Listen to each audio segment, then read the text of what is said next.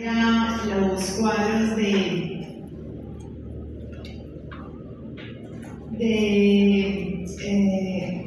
también una Boccaccio, un pintor del medioevo que pintaba a la Virgen María con los deditos todos inflamados como artríticos.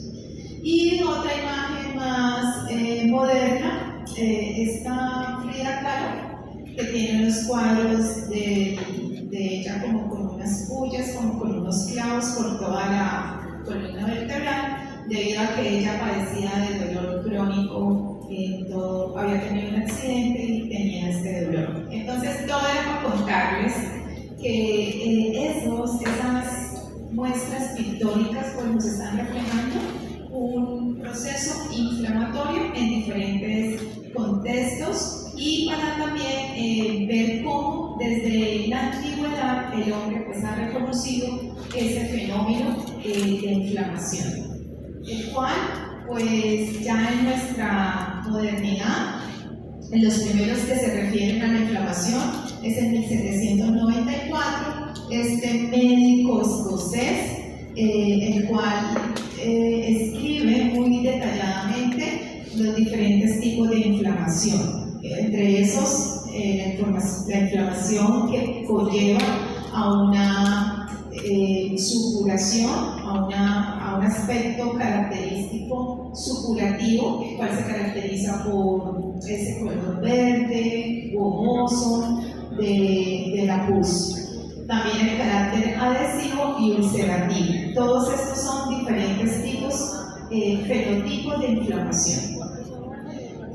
En 1850, ya con todo el advenimiento del microscopio, entonces tenemos y la caracterización del perfil de células, entonces podíamos encontrar otra división de la inflamación, como una inflamación aguda en la cual predominaban las células polimorfonucleares y una inflamación crónica en la cual predominaban las células mononucleares.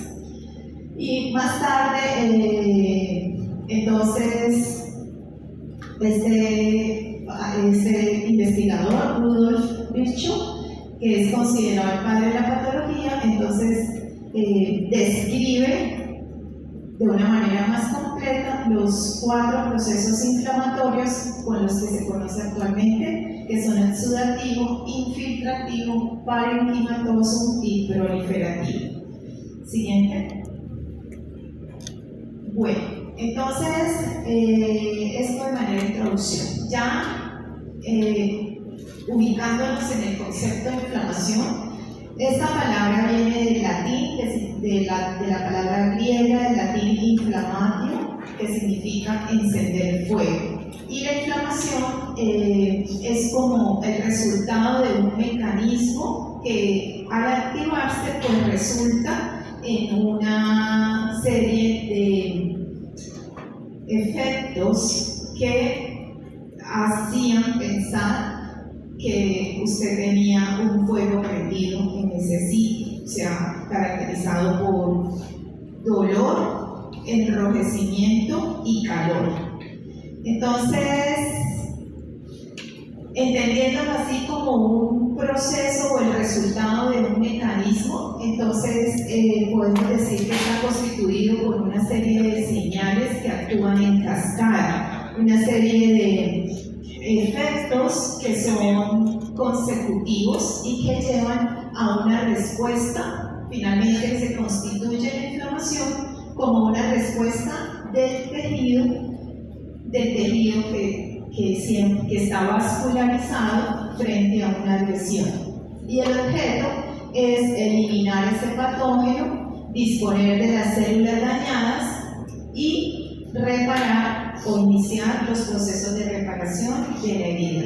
Entonces, en ese sentido, es el resultado frente a algo, y ese algo lo vamos a llamar injuria, como la lesión o el agente causal de ese desencadenamiento de eventos. ¿Cuáles son esas posibles agresiones? Entonces tenemos agresiones mecánicas. Por ejemplo, cuando yo me espicho un dedo contra una puerta, una ventana, ahí lo que sucedió fue la presión física sobre el tejido, ¿no es cierto? Eso es una agresión física. También puede ser la presencia de un cuerpo extraño, cuando dejan una tijera en una operación quirúrgica y persiste la tijera, pues ahí un objeto extraño. Eso es una agresión que resulta en una inflamación. Otro tipo de agresiones, mecánicas como las mencionadas y físicas como la temperatura, la radiación, la luz solar, químicas como la presencia de toxinas, acidez, alcalinidad, depósitos de uratos monosódicos, como es el proceso por el cual la gente que sufre de gota, que tiene elevado el ácido úrico, esas personas tienen una injuria química en la cual es un exceso de depósito de estos uratos. Esos uratos acumulados son tóxicos para las células y las células responden con un proceso inflamatorio. Bueno, y finalmente los biológicos, que son derivados de un patógeno. Entonces, la presencia de un microorganismo extraño también va a activar el proceso inflamatorio, dado que podemos reconocerlo a través de receptores que indican que es un agente o un microorganismo extraño, y estos procesos de reconocimiento desencadenan señales que llevan al proceso de inflamación y pues también de respuesta inmune. ¿Cuáles son esos patógenos? Las bacterias, los virus, los parásitos y los hongos. Todos tienen la posibilidad de activar esos procesos. Cuando no se produce es porque hay una respuesta inmune tolerogénica, es decir, por ejemplo, a la flora normal, a la microbiota normal de la piel, por ejemplo, no respondemos, sí la reconocemos como extraña, pero hay una respuesta típica en esos sitios que hace que es tolerogénica, o sea, no voy a responder, a pesar de que lo reconozco, que sé que es un extraño, no respondo. Esa es un mecanismo regulador muy importante de la respuesta inmune y que se llama tolerancia. Entonces, todos los microorganismos son capaces de activar respuestas inflamatorias y respuestas inmunes, sino que unas van a ser reguladas y otras pues no. ¿Vale? Bueno, toda inflamación se caracteriza porque presenta 5 signos cardinales que son y que fueron descritos desde tiempos antiguos: el calor, el rubor, que no es otra cosa que el enrojecimiento, el edema, que es lo mismo que hinchazón, el dolor, y el quinto no está el reclutamiento de neutrófilos, sino la pérdida de la función.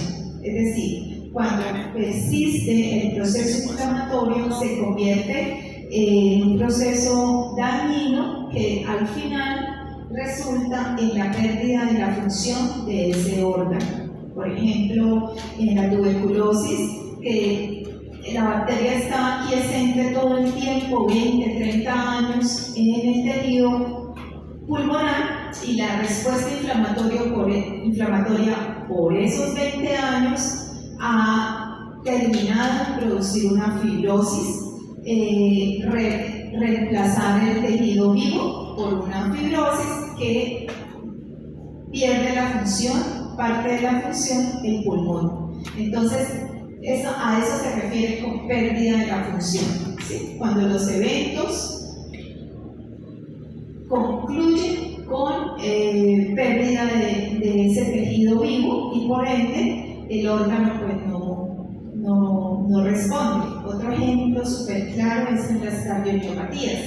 En las cardiomiopatías, por ejemplo, en un infarto agudo en miocardio, ¿podrían ustedes decirme quién es la injuria? ¿Quién desencadena el proceso inflamatorio en un infarto agudo? la isquemia, la ausencia de oxígeno. ¿En dónde lo podrían categorizar? Mecánica, física, química o un proceso metabólico. Proceso metabólico, exacto. Entonces, la ausencia de oxígeno es la agresión. ¿Y cómo responde ese corazón? ¿Será que en el infarto agudo hay dolor? Un dolor intenso. Hay pérdida, hay reclutamiento de células y hay un influjo de células al sitio de la isquemia y esas células entonces persisten ahí y finalmente el paciente, años si sobrevive al infarto, pues va a tener una escara en el lugar del infarto, le queda la cicatriz. Entonces eso es un ejemplo de un tipo de inflamación, ¿vale? Entonces aquí en la gráfica podemos observar esos signos, esas representaciones, muy importante para ustedes en el futuro, los que se dediquen a la clínica, porque con solo uno mirar una lesión, puedo saber en qué condición y qué tipo de inflamación al cual yo me estoy enfrentando y puedo, por ende, empezar como a descartar una cantidad de microorganismos y enfocarme en otros menos numerosos. Entonces es muy importante. Si ustedes llegan ahí y ven ese dedo, pues podemos notar que está. ¿Será que está caliente o se observa caliente? ¿Se observa está hinchado? ¿Está enrojecido? ¿No es cierto? Entonces tiene los síntomas de una inflamación. En este caso, la vamos a llamar una inflamación aguda, porque tiene esas características de enrojecimiento, dolor, rubor, calor, ¿no es cierto? Y ya las crónicas se caracterizan por más desinfiltrado celular, ¿sí? No tanto edema, sino infiltrado celular, o sea, más como tumoral, ¿sí? Más como un nódulo, o sea, las inflamaciones crónicas más como un granuloma, eso es diferente a las inflamaciones de tipo agudo.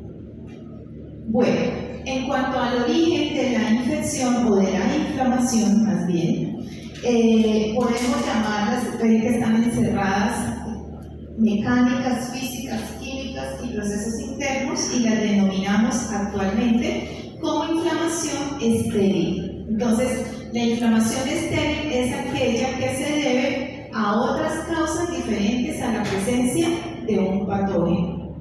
También se considera dentro de las injurias de inflamación estéril una célula que está muriendo. Una célula que está muriendo puede generar un mecanismo de inflamación, ¿sí?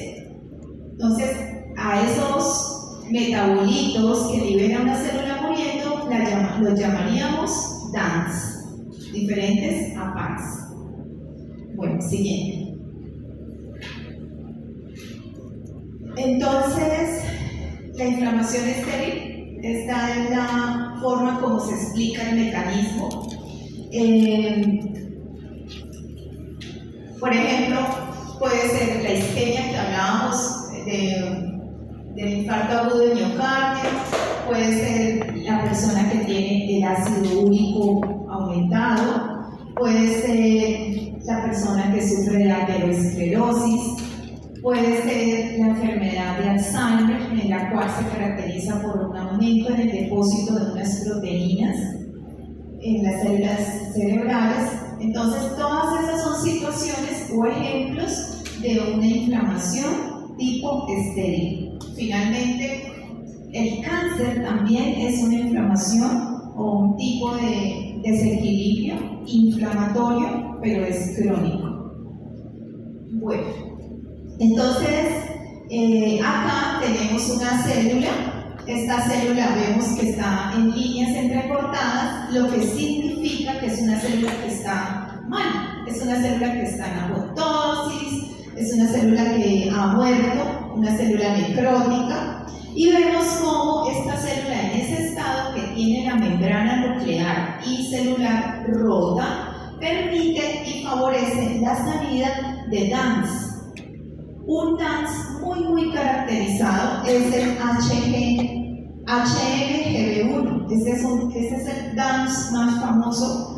Este DANS ya se reconoce, ha sido el más estudiado y se sabe que los linfocitos o las células de la respuesta inmune tienen receptores que reconocen esa molécula. Esos receptores se llaman los receptores RAGE, ¿sí? Pueden ser reconocidos por el HMGB1. Pero también dentro de la otra categoría de los DANS pueden ser reconocidos por receptores TOL. Los receptores TOL o los receptores NLR o NOT. Esos receptores entonces van a señalizar, van a activarse, ya sean intracelulares o extracelulares, y van a generar, producto de su activación, generación, en el caso de los inflamosomas, la activación de la caspasa 1, la cual entonces hace que la prointerleuquina 1 beta, que está en la interleuquina 1 inmadura, madure a interleuquina 1 y se libere y se active la inflamación. Entonces, en situaciones de isquemia, en situaciones de trauma, en células necróticas, ese es un mecanismo por el cual se activa la inflamación, o sea, la inflamación estéril. Dígame.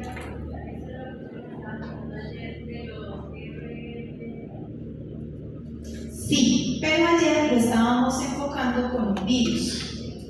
Que el virus infectaba las células, se encontraba intracelular y podría ser detectado por estos receptores de inmunidad innata que tenemos intracelular, que se le olvidó a la mitad del salón en el quiz, porque para ustedes solo existe el TOL, los TOL extracelulares e intracelulares, pero para ustedes no existen los NOD, los NLR, las lectinas, ni mucho menos los RIC. Entonces, estos receptores que poco saben de su estructura y de cómo se activan, pueden ser activados por DANS o por microorganismos intracelulares, ¿vale? Y siempre que ellos se activan, en especial los NOD y los NLR, se va a formar la caspasa, se va a activar la caspasa y la caspasa va a madurar la prointerleuquina 1 a que se genere interleuquina 1.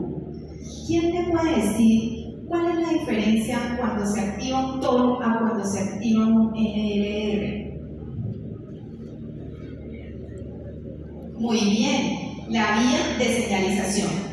La vía de señalización de un TOL, ¿en qué termina? ¿En qué finaliza? O sea, se señaliza el TOL y ¿qué se produce? Un factor de transcripción. Cuando se activan los NLRPRs, no se generan, sí se generan unas vías de señalización, pero aquí lo que se activa es la caspasa, que no es ningún factor de transcripción. O sea, es una enzima citosólica que va a actuar sobre la prointerleuquina beta, que ya está preformada en el citosol.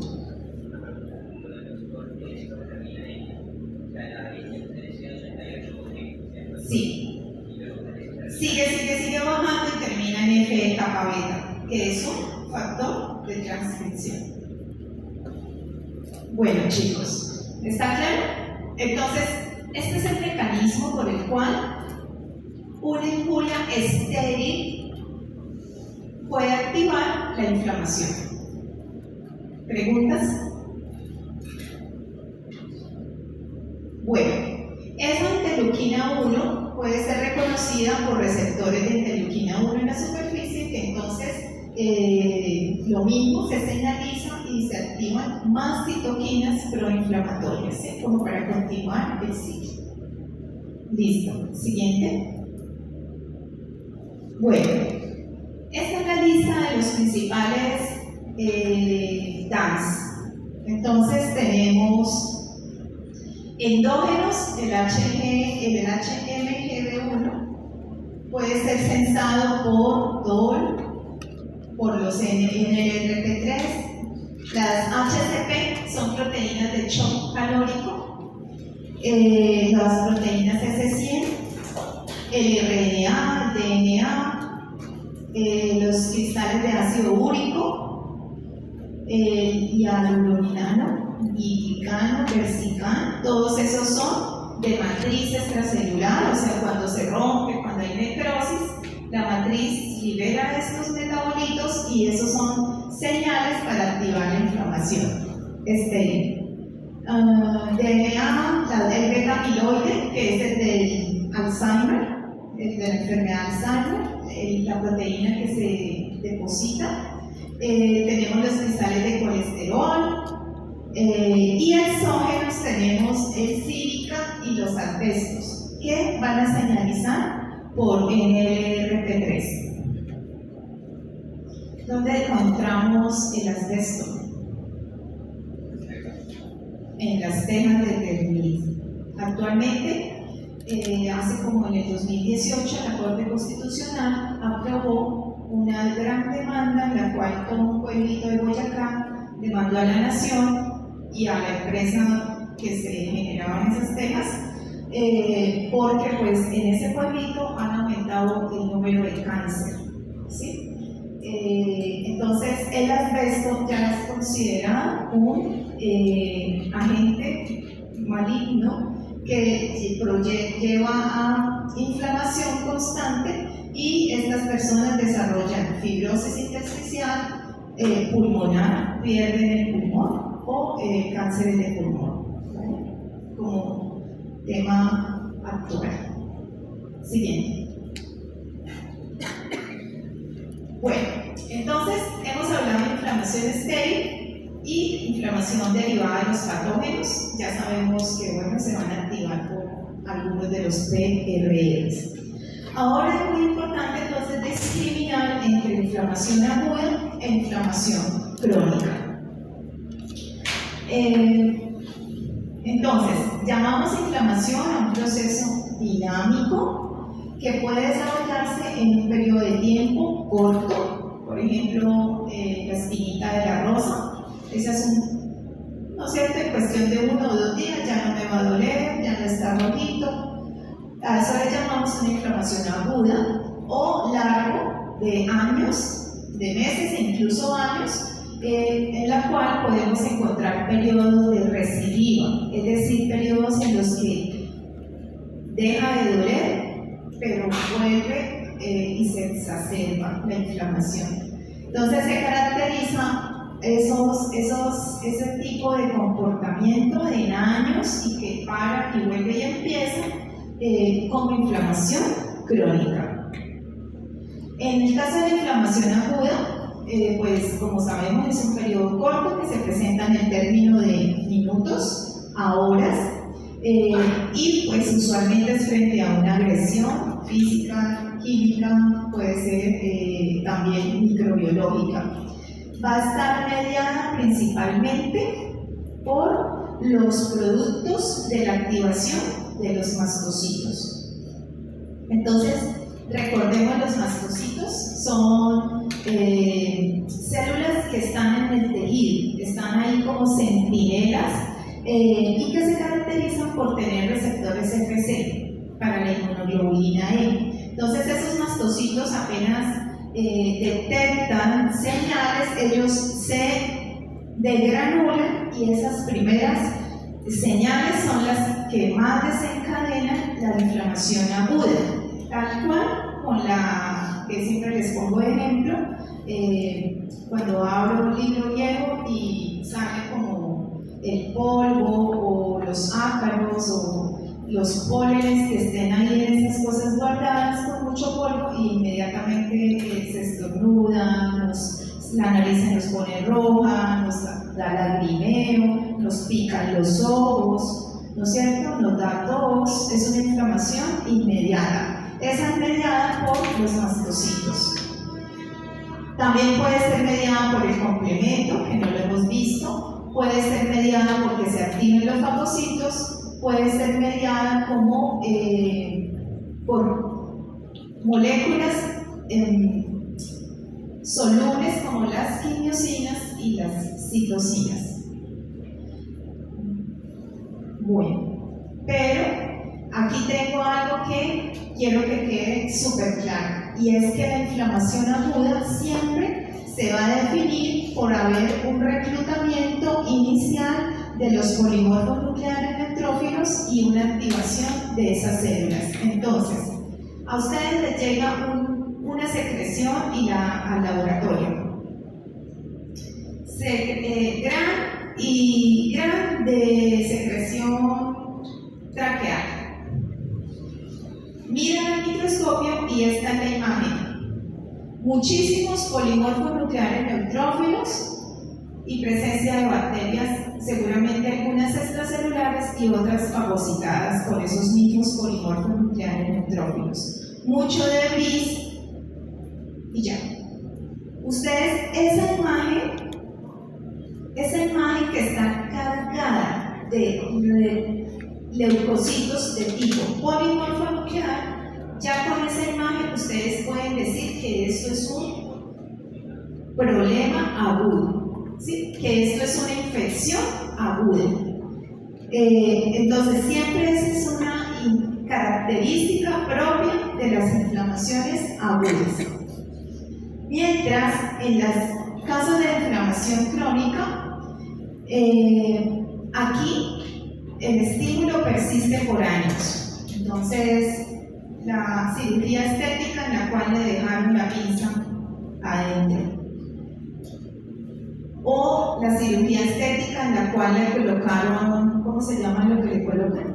Silicona para los implantes de cola, y bueno, son esos productos que no son biológicos, pero que la característica es que son extraños y que se permanecen ahí por mucho tiempo, 10 años, 20 años. Entonces, ese tipo de injuria es el que lleva a la inflamación crónica. La característica es que persiste. En la enfermedad de Chagas, la cardiopatía chagásica crónica se caracteriza porque el parásito persiste por más de 20 años en el corazón. Entonces, otro ejemplo de enfermedad crónica. ¿Quién me puede dar otro ejemplo de enfermedad crónica? Por microorganismos.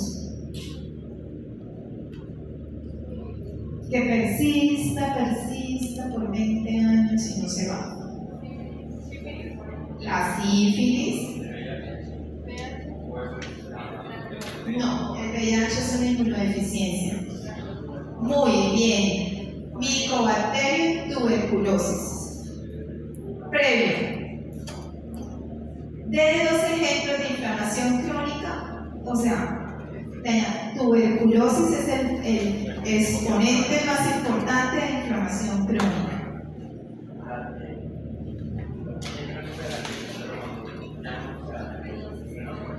El cisticerco también. Son ejemplos de persistencia de los microorganismos. Y un ejemplo de inflamación crónica, pero con inflamación estéril, el Alzheimer. ¿Vale? Entonces ahí tienen 2 ejemplos. El ácido úrico, otro ejemplo. Bueno, entonces en inflamación crónica, esa es la característica, que el estímulo persiste. Que puede ser de diferentes orígenes, lo estamos analizando. Y otra característica importante: no van a ver, pero ni por ningún lado, polimorfos nucleares neutrófilos. Lo único que van a observar son infiltrado mononuclear. Van a ver puro histiocito, que es una célula plasmática en el tejido. Van a ver monocitos y van a ver linfocitos. O sea, infiltrado, anoten ahí, linfomononuclear o infiltrado mononuclear. O sea, no van a ver ni basófilos, no van a ver neutrófilos, no van a ver basófilos, mastocitos, nada de eso. En cambio, en la aguda va a prevalecer los neutrófilos. Esas son las características que nos diferencian la inflamación aguda de la inflamación crónica. Ya les había comentado que un proceso otra característica es que tiene remisión y reagudización, periodos de calma y periodos que se exacerban. Ejemplos, entonces, más ejemplos. Artritis. El problema es que la artritis ahí es una enfermedad autoinmune, pero es crónica. Lupus, lo mismo. Diabetes es metabólica. Cáncer metabólico, aterosclerosis metabólico, y esta que es por falla de la tolerancia, que sería en las alergias. Listo. Siguiente. Bueno, todo proceso inflamatorio se caracteriza por 3 pasos o 3 cosas o eventos para que haya el dolor, el rumor, el calor, todo lo que vemos cuando ya se inflama. Y son estos 3 eventos. Primero, aumento del flujo sanguíneo. Segundo, aumento de la permeabilidad vascular. Y tercero, infiltración leucocitaria. Estamos hablando de una inflamación aguda. Entonces, aumento del flujo sanguíneo, ¿ustedes cómo lo entienden? Llega más sangre. Y para que llegue más sangre, ¿qué pasa cuando uno tiene vergüenza, digamos, se sintió descubierto? O cuando vio a la persona mala y no me quería ver, ¿qué me pasa en la carita? Rojo. Ahí hubo aumento del flujo sanguíneo, por eso nos pusimos rojos. ¿Sí? Entonces, aumento del flujo sanguíneo es muy importante, pues a nivel de respuesta inmune, ¿qué es lo que queremos? Queremos que lleguen células, que lleguen más oxígeno, que lleguen plaquetas, que lleguen más nutrientes para poder empezar la lucha que se avecina. Aumento de la permeabilidad vascular es el segundo efecto. Una vez que aumenta el flujo sanguíneo, el vasito se ensancha y las uniones intercelulares, los GAP, que vimos en las clases pasadas, esas uniones se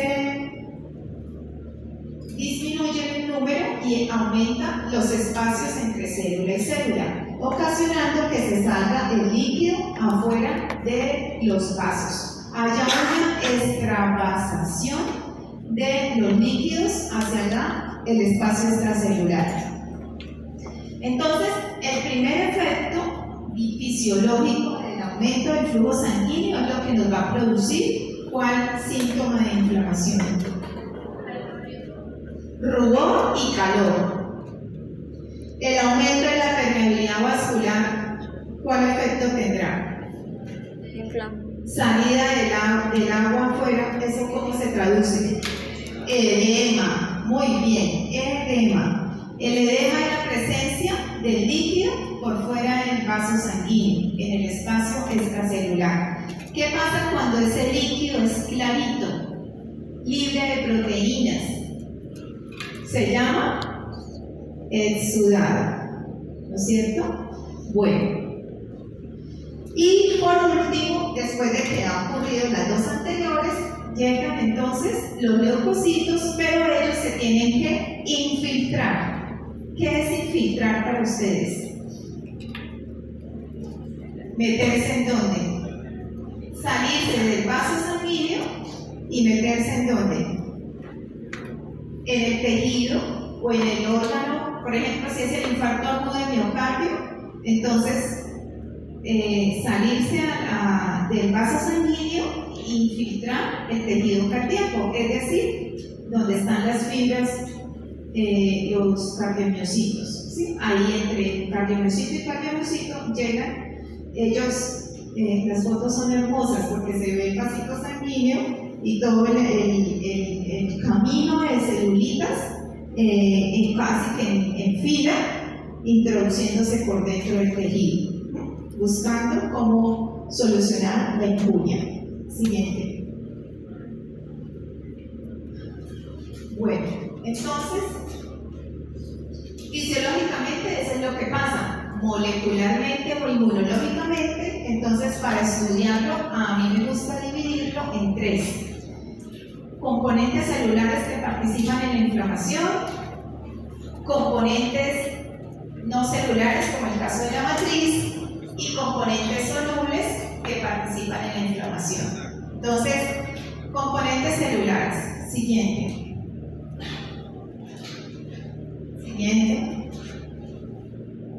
Bueno, el primero son los eosinófilos. Bueno, esto es recorderis parcial. Así se observan los eosinófilos, hacen parte de los neutrófilos y se caracterizan porque tienen muchísimos gránulos. Esos gránulos, además de esos gránulos que son gránulos secundarios que contienen proteína básica mayor, es una proteína espectacular que rompe la cutícula de los parásitos grandes como el ascaris, como la tenia, ¿no es cierto? Es lo único con lo que cuenta la respuesta inmune para eliminar esos parásitos grandes. Entonces se llama como proteína básica mayor, que está contenida en los gránulos ¿de quién? De los eosinófilos. Por eso los eosinófilos, cuando están aumentados, si ustedes les dan un cuadro hemático y lo normal es 5% y ven 35%, ¿qué pueden pensar? ¿Qué le estará pasando a ese señor dueño de ese cuadro hemático? O muchos parásitos o alergia, ¿vale? Y eso está definido por estas células. Entonces, gránulos secundarios muy importantes que contienen la proteína básica mayor, pero también tiene otras cosas que se llaman cristales de Charcot-Leyden, que espero que los niños que tienen ascaris y todos los parásitos grandes nos den una cátedra muy chévere de los cristales. Y también tiene los cristales lisofosfatasa cicotóxica, y los cristales pueden estar afuera, solitos, ¿sí? Ellos pueden estar afuera y aparte con los gránulos. Esa célula usualmente cuando uno la ve activa está toda despaparrada. Es una célula grandotota, y esa célula uno le ve perfectamente cómo libera los gránulos. Uno la ve toda destruida, toda como regada y los gránulos tirados. Y es lindísima de ver porque es bien naranja, como la ven ustedes, y uno ve los gránulos tirados, naranjados. Entonces es muy chévere por eso. Bueno, esta célula tiene PRRs, PANS. Ella puede incluso hacer también endocitosis, incluso también puede presentar moléculas del complejo mayor de histocompatibilidad, ¿no es cierto? Entonces, estas moléculas, estas células pueden reconocer PANS, y cuando ellas se activan gracias a esos PANS y a esos PLRs, estas células van a liberar metabolitos del ácido araquidónico, citocinas proinflamatorias y agentes oxidantes como los ROS. Entonces, de esa manera, ella activa la inflamación a través de la liberación de los gránulos y de la activación de esos PANS a través de los receptores que tienen los PRRs. Bueno, entonces esa es la participación, o sea, paciente alérgico que tiene un cuadro hemático de 35 leucocitos, explique cómo el aumentado número de eosinófilos activa la inflamación. Entonces, ¿qué hay que contar? ¿No es cierto?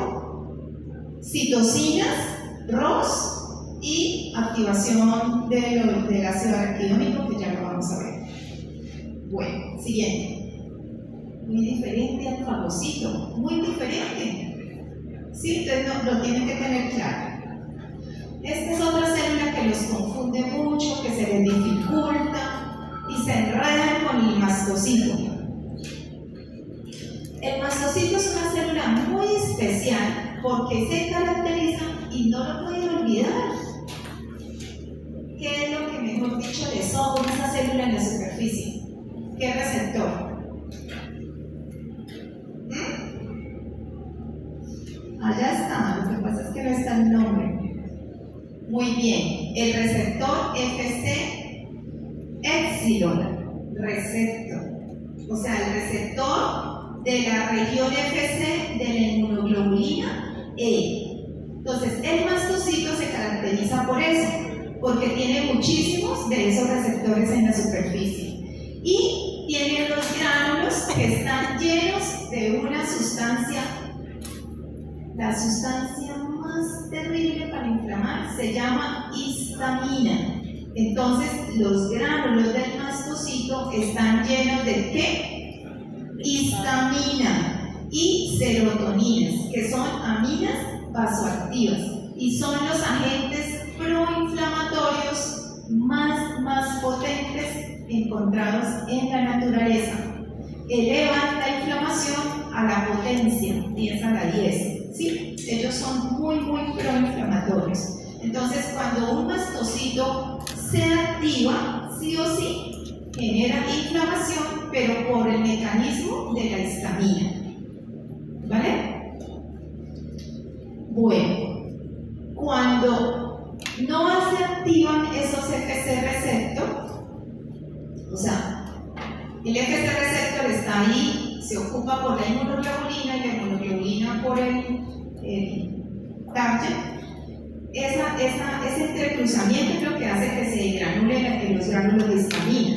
Pero otras veces el mastocito se puede activar por PANS. Entonces, cuando se activa por PANS, va también a producir otros procesos o otros mediadores, que son interferón gamma. Allá está, interferón gamma, también lo puede activar. Pueden ser activos, se activan por estos, presentan esto en los gránulos. Entonces pueden liberar factor activador de plaquetas, cualquiera de estas interleuquinas y cualquiera de estas citocinas, TNF-alfa, TGF-beta o factor estimulador de colones. Entonces, tienen los dos mecanismos, por PANS o por FC epsilon receptor. Y juntos, por un lado de granula, mucha histamina y por el otro lado muchas citocinas.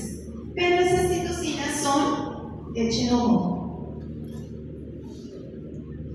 son del perfil, ustedes todavía no lo pueden saber, pero ese es puro perfil de H2. O sea, cuando hay mucho en el ambiente de estas citoquinas, se va a diferenciar la inmunidad adaptativa hacia TH2. ¿Sí? Entonces, ¿quién empieza a determinar para dónde va a coger la inmunidad adaptativa? El tipo de célula que se active en la inflamación. Bueno, siguiente. Allá está el FC receptor, ahí reconoció la inmunoglobulina y ahí está toda la vía de señalización para activar todos estos genes. Genes de quimoquinas y de interleuquinas. Genes proinflamatorios. Eso no se lo tienen que aprender, solo es para mostrarle que después de la interacción del FC receptor con su inmunoglobulina, pues mire todo lo que sucede para que se transcriban genes de respuesta inmune y de respuesta inflamatoria. Siguiente. El neutrófilo también es otra célula que participa en la inflamación.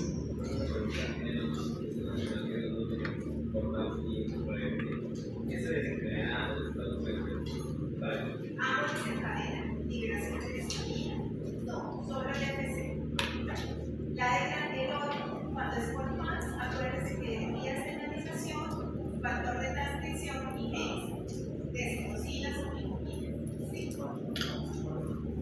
¿Cuándo es por PANS o cuándo por FC? Depende. ¿Sí?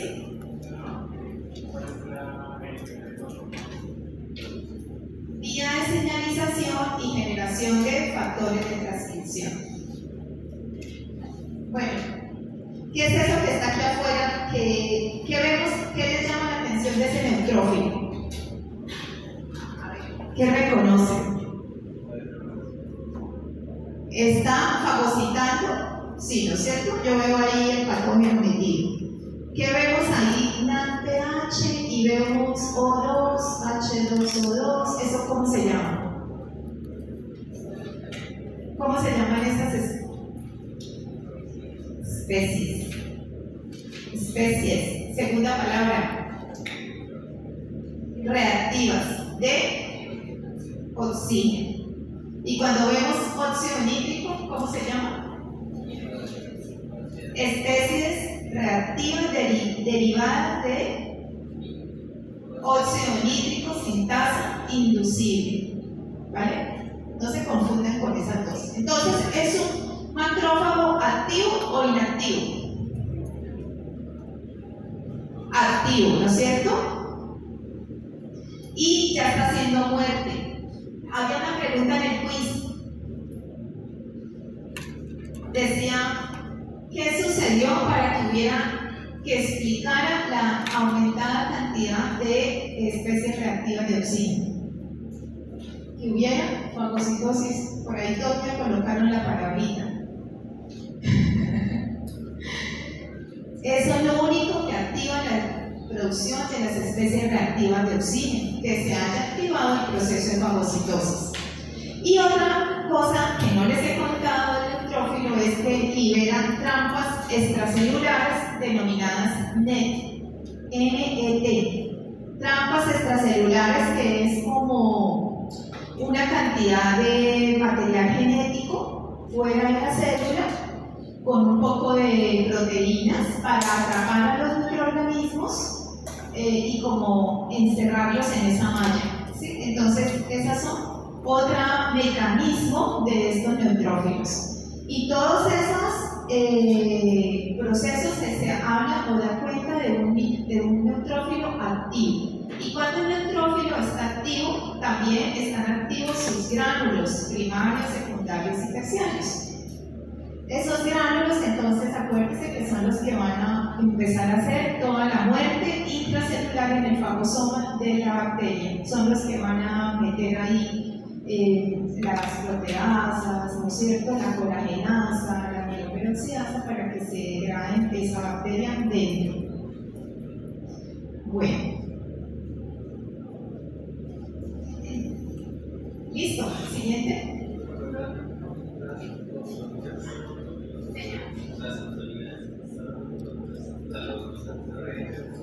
Oxoninas para que haya fagocitosis.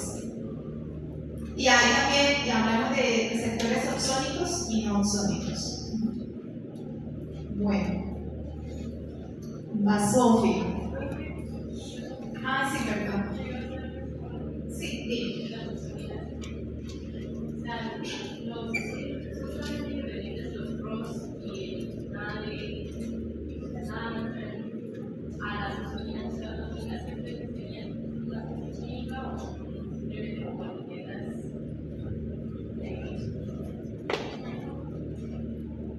Las oxoninas, acuérdense que son de dos tipos. Las derivadas del complemento, que son C3B y C4B. ¿Sí? Y los anticuerpos. Entonces, una bacteria puede estar oxonizada cuando se crea C3D o puede estar oxonizada cuando es reconocida por un anticuerpo, la IgG. ¿Sí? Entonces, ¿qué se llama oxoninas? ¿Esto o esto? ¿Y cómo se llama este proceso? Oxonización. Y receptores oxónicos se refiere a los receptores de esto y los receptores de esto, que lo habíamos visto en la clase pasada. ¿Se acuerdan?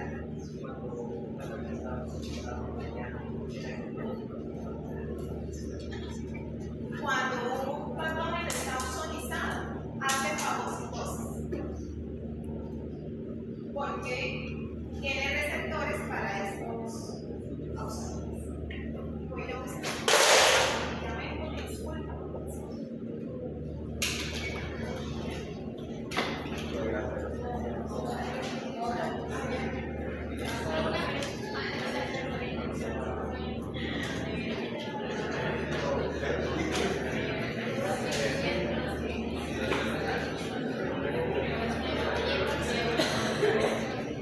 Pero